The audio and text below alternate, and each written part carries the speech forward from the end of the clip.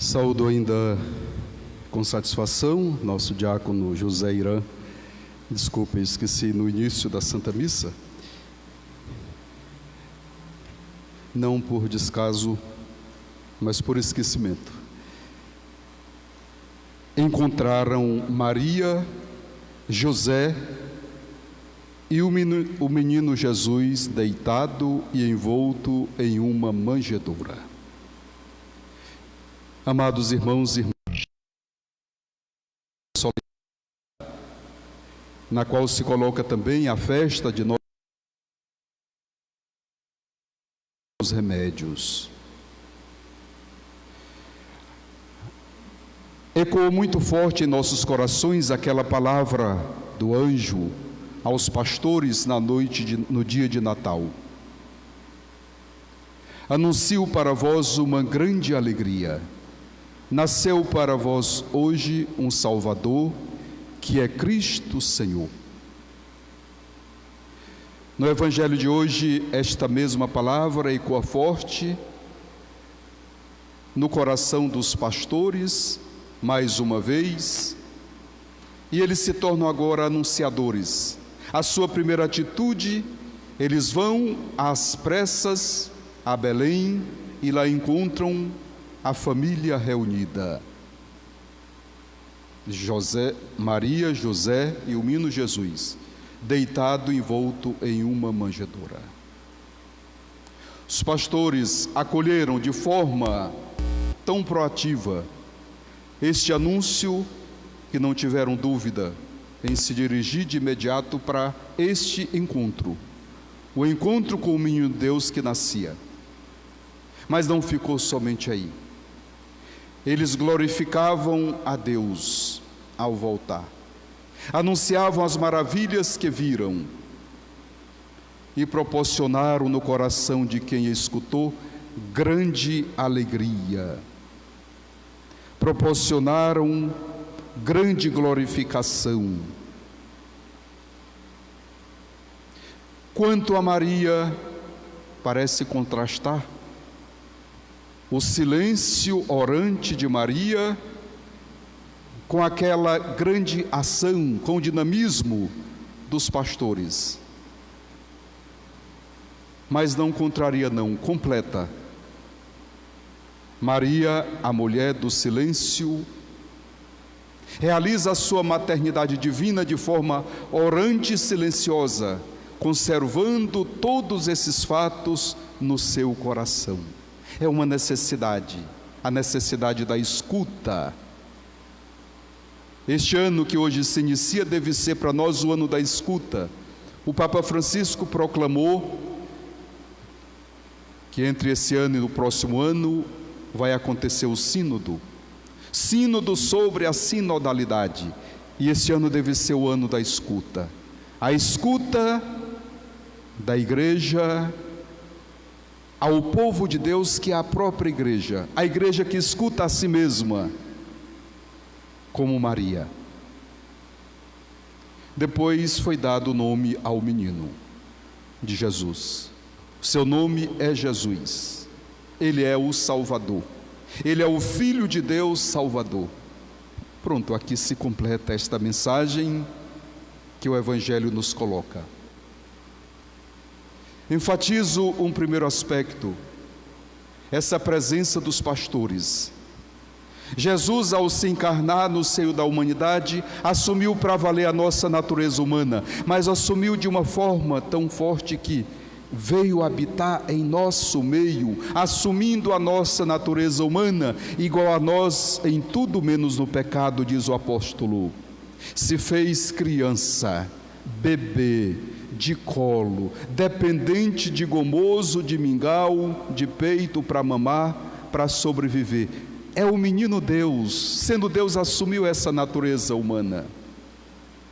Fez uma opção, sobretudo pelos pequenos, e o fato de ter ido ao encontro dos pastores. Os pastores eram gente de má fama, eram excluídos, eram marginalizados no seio de Israel. Eram cuidadores de cabras, bodes e de ovelhas e carneiros. e por isso eram mal vistos, chamados até de ladrões, porque no cuidado com os animais eles saíam, ultrapassavam as propriedades, não eram bem vistos no seio da sociedade, eram marginalizados, eram tidos como gente suja. Jesus veio para trazer a vida e a salvação, o anúncio da sua boa notícia a todos. No entanto, já sabemos que nem todos acolhem esse anúncio.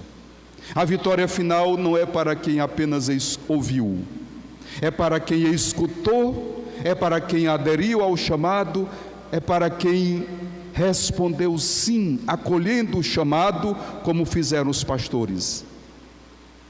Não foram os palácios, não foram os reis que acolheram esse chamado e que foram até o encontro com o menino Deus. Pelo contrário, os reis como o rei Herodes, colocado aqui como marca, sinal da perversidade, quis até matar o menino. Foram os pastores que assumiram para valer. Foram os pastores que acolheram a boa notícia, foram eles que se encontraram com aquele que era a boa notícia, foram eles que anunciaram e proporcionaram alegria e glória entre o povo de Israel. O chamado de Deus é para todos. A vitória final é daqueles que perseveram, é daqueles que dizem sim, como os pastores e como Maria. Um segundo aspecto dessa liturgia que gostaria de enfatizar é o silêncio de Maria e o guardar no seu coração todos esses fatos. Como disse antes, parece contrastar com a atitude dinâmica, ativa e proativa dos pastores. O silêncio realizado na maternidade de Maria não é menos eficaz, não é menos missionário, não é menos proativo, é uma necessidade que se impõe. E Maria nos dá esta lição a todos nós, uma lição de a gente escutar, de guardar no silêncio. O que Maria não? Por que Maria guardava no silêncio do coração? Gente, era um mistério tão grande que precisava de tempo, precisava de assistência divina para compreender.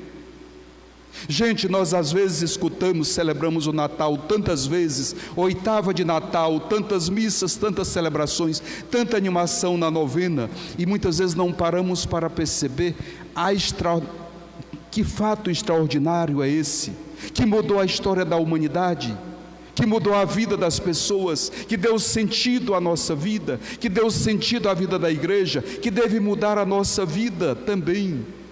A cada Natal não podemos sair os mesmos, ou precisamos esperar mais um Natal para acolher a boa notícia como os pastores e como Maria no silêncio do coração.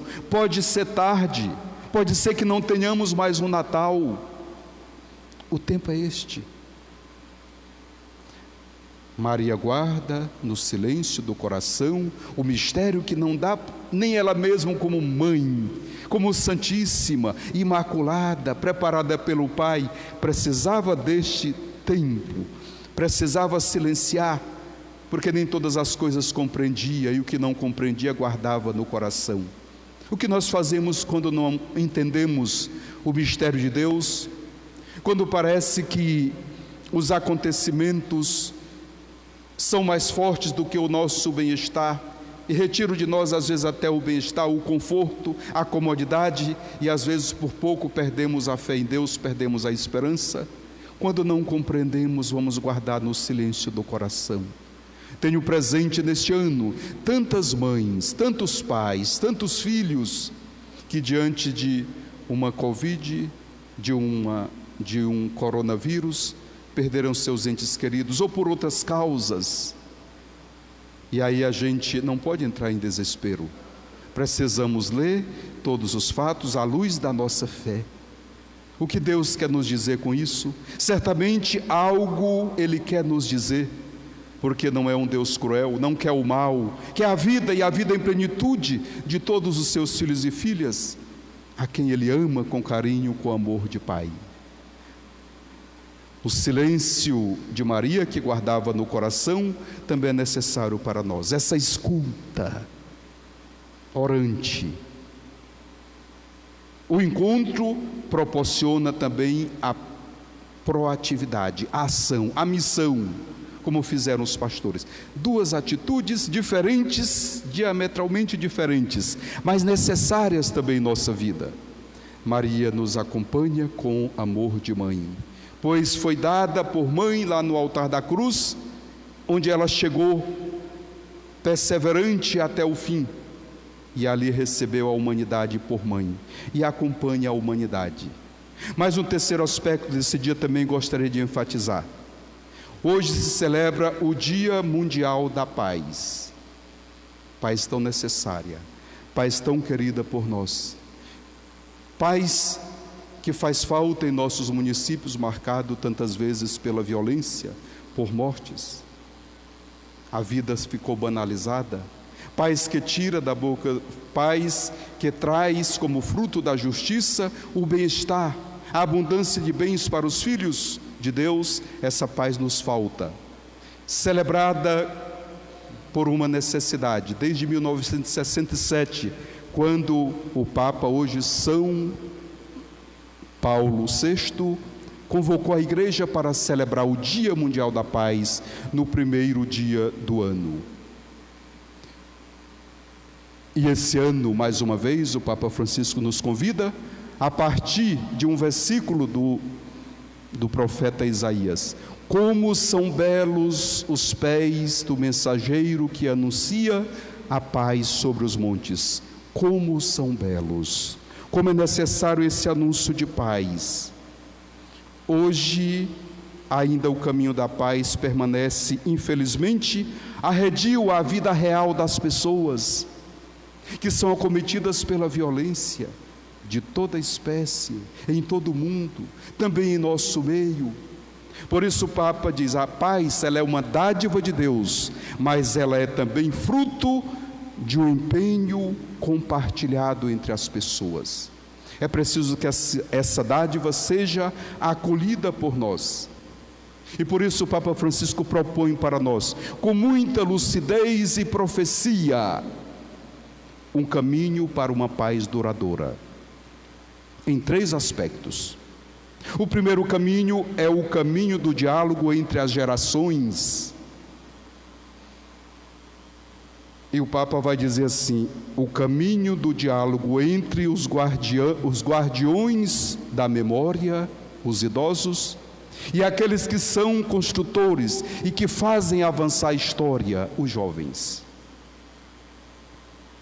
Não se pode pensar, meus caros jovens, que por causa do nosso conhecimento da técnica, da tecnologia, inclusive da comunicação, nós precisamos nos fechar para aqueles que são guardiões da história.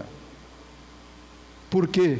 Porque é impossível, e vai dizer o Papa, uso mais uma vez o pensamento dele, é impossível a paz acontecer e frutificar sem esse comportamento. Porque ele usa uma imagem: é impossível uma árvore dar frutos sem as raízes. É impossível. Sem as raízes, as árvores não podem crescer e nem produzir frutos. O segundo caminho é o caminho da educação e da instrução, como motores da paz. O Papa faz uma denúncia.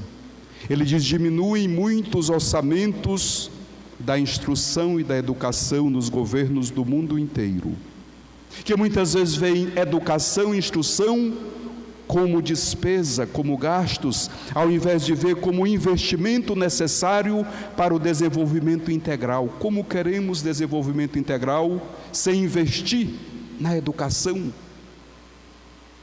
Fico triste quando vejo que mais uma vez diminui o orçamento para as universidades públicas, para as escolas, ou quando os recursos que vêm por garantia para as escolas públicas são muitas vezes desviados, porque o importante é se eleger mais uma vez, e se tira das crianças, dos adolescentes, dos jovens, a oportunidade de serem instruídos e serem instrumentos de paz. É muito sério isso, meus irmãos e irmãs. Por isso não podemos pensar a paz sem pensar na justiça.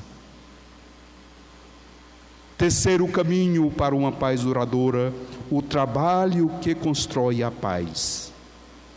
Trabalho é um fator indispensável na construção da paz, diz o Papa. Infelizmente, 1/3 das pessoas jovens e adultas em idade laboral se beneficiam com os frutos do trabalho. Isso não é para a gente se calar e nem para se sentir confortados. A situação foi agravada ainda mais pela pandemia, quando tantos pais e mães de família perderam seus empregos, quanto tantos negócios foram fechados. Portanto, amados irmãos e irmãs, a paz, ela não é algo abstrato, não é apenas um pombinho enfeitado, como às vezes a gente vê. Aqui é um símbolo, é um sinal. Lá em Oeiras, onde eu trabalhei antes de vir para cá, tem uma festa muito bonita, que é a festa do Divino. E tem um canto que é cantado assim pela alma e o coração do povo daquela cidade e daquela diocese. E um canto sobre o Divino Espírito Santo diz: são só sinais, o Espírito Santo é mais, é Ele quem age, é Ele que nos traz a paz. Um sinal, um pombinho, uma chama de fogo é apenas um sinal, mas a ação do Espírito Santo e a paz são concretos em nossa vida. Que este ano novo que hoje nasce, sob a proteção materna e amorosa de Nossa Senhora dos Remédios, nos proporcione gratidão ao Senhor nosso Deus, porque aqui nós chegamos, graças a Deus, com fé, com saúde, com vida.